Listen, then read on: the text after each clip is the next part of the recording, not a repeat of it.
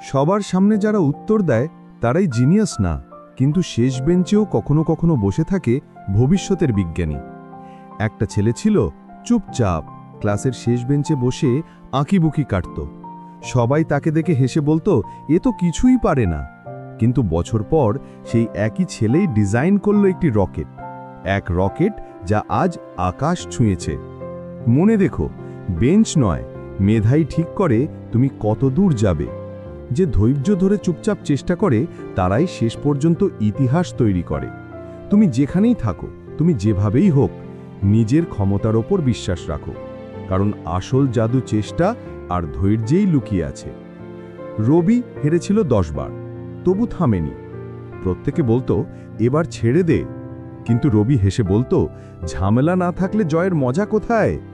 দিনগুলো কষ্ট, রাতগুলো ক্লান্তি, কিন্তু সে থামেনি। আজ সে শুধু বিজয়ী নয়, ইতিহাসের অংশ।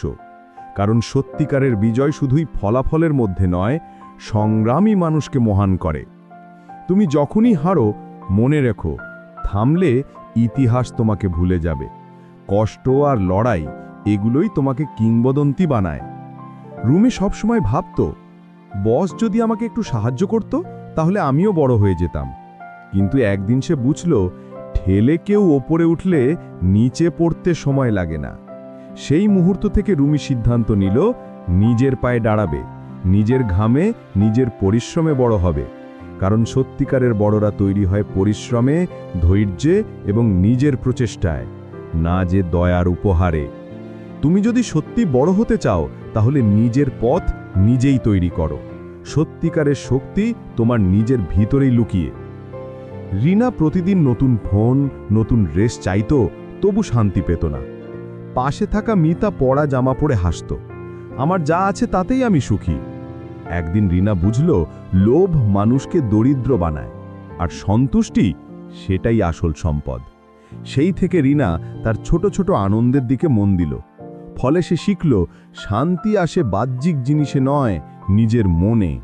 তুমি যা পেয়েছ সেটাকেই মূল্য দাও, কারণ আসল ধন মানুষকে শান্তি এবং সুখ দেয়। রিনা প্রতিদিন নতুন ফোন, নতুন ড্রেস চাইত, তবু শান্তি পেত না। পাশে থাকা মিতা পরা জামা পরে হাসত, আমার যা আছে তাতেই আমি সুখী। একদিন রিনা বুঝল, লোভ মানুষকে দরিদ্র বানায়, আর সন্তুষ্টি, সেটাই আসল সম্পদ। তখন রিনা শিখল, সন্তুষ্টি পেতে হয় নিজের জীবনের ছোট ছোট আনন্দে, বাহ্যিক জিনিস নয়। নিজের মনের শান্তি হলো প্রকৃত ধন। তুমি যা পেয়েছ সেটাকেই ভালোবাসো, কারণ আসল সুখ আসে নিজের মনের শান্তি থেকে।